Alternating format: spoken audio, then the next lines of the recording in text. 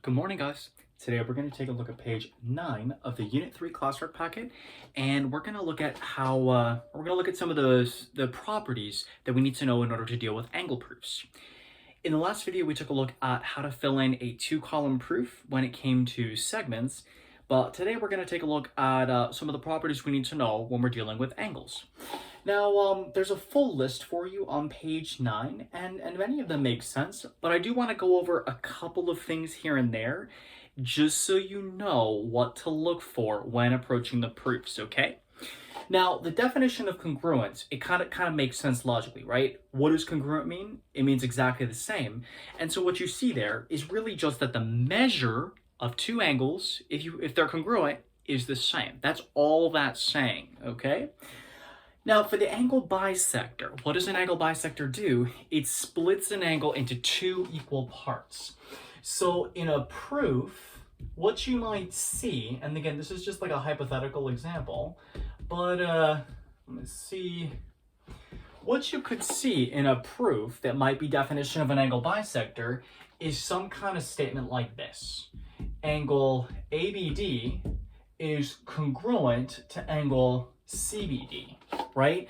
And so a lot of times what an angle bisector statement is used to do is it's used to show that two angles are the same, right? If this is an angle bisector, it means that these two are the same.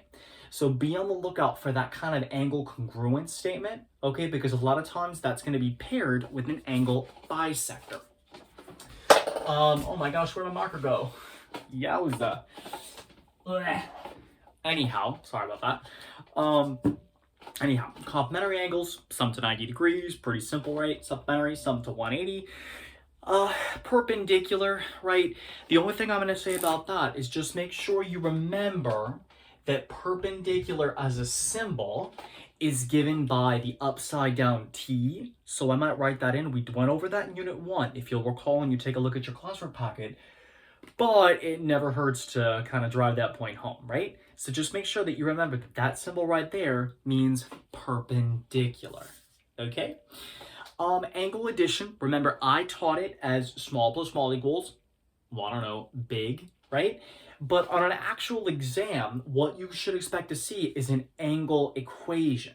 So take a look there. What it tells you is that two angles added up equal a third bigger angle, all right? And so that a lot of times is going to be the statement, whereas the reason is going to be angle addition. So just be on the lookout for that, okay? Vertical angles, put a star by this, maybe like box it in, highlight it, do something, because I promise you this, out of all the angle types, vertical angles are the ones that are going to come back the most. Let me say that again. Out of all the angle types, vertical angles are the ones that are going to come back the most. All right. As a reminder about vertical angles, right? They are formed by two intersecting lines, and they are two pair of opposite congruent angles. So a lot of times your statement will be something like angle ABC is congruent to angle CBD, right? But the reasoning will be that vertical angles are always congruent, and that is almost exactly what you would see on an EOC. All right. And the last that I want to go over are the last two. You guys can do the complements and supplements on your own, but I want to go over the congruent complements and the congruent supplements just so you see how these are actually not as complicated as they may seem. But what I want to do is I want to give you a picture, okay, so you understand what's going on there. Okay, so let's deal with the, sorry about that. Kind of ran out of space there. Let's deal with the congruent complements first, shall we? Alrighty. Do do do do do do do do do do do do do do do.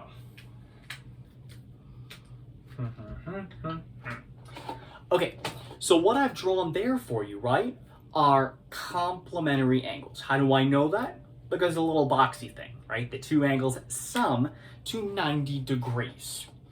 Now, what I'm gonna do is I'm gonna draw another angle over here. Okay. Okay. Now, do you notice how these two angles also sum to 90 degrees? right? Okay, now notice something. This pair of complementary angles and this pair of complementary angles share something in common, right? They share this angle right here. So let's just imagine this for a second with numbers. Okay, let's say that this angle was 60 degrees. Can you guys tell me, how many numbers are there that add with 60 to give me 90? It's not rocket science, people. There's only one number, and that number is 30. So what that means is that these two angles right here would both have to be 30 degrees. In other words, because they're complementary to the same angle, they're also congruent to each other. Hence the term congruent complements. All right, so again, it looks like a whole lot of mumbo jumbo on your paper, but if you guys can kind of remember this diagram right here, I think it'll help keep this one, if not clear, then a little bit less unclear. How about that? Last but not least, let's take a look at congruent supplements. All right. Okay, so congruent supplements, I'm going to draw you guys, let's just how about a linear pair to start out with, okay? Linear pair sums up to 180. That's going to be really important the whole year, so don't forget that, okay? Alrighty. So I'm going to tell you guys right here that this is 120 degrees. So far, so good, yeah? Okay, now what I'm going to do is I'm actually going to draw another linear pair. And I'm going to do it like so. Okay? Now, let me ask you this. Do you notice how this and this have to sum up to 180 because they're linear pairs? And this have to sum up to 180 because they're linear pairs. So what that means is that because they sum to 180 with the same number, there's only one number that could work for both, and that would be, in this case, 60. Now, the more astute among you, meaning kind of like with it, like on top of stuff, right? The more astute among you may have noticed that this is actually another theorem in disguise. Can anyone tell me? Okay, so it's actually vertical angles in disguise, right? So congruent supplements and vertical angles congruence theorem, they're actually kind of like the same thing. They're two sides of the same coin, all right? But just so you can understand what they mean by congruent supplements, what they're saying is that there's only one number that adds with 120 to give me 180. And that number, in this case, happens to be 60, okay? So what we've just done is we've taken a brief look at the properties that you need to know in order to fill in two-column angle proofs. In the next video, we're going to take a look at one or two examples of how this would look on an assessment or on the end of course exam.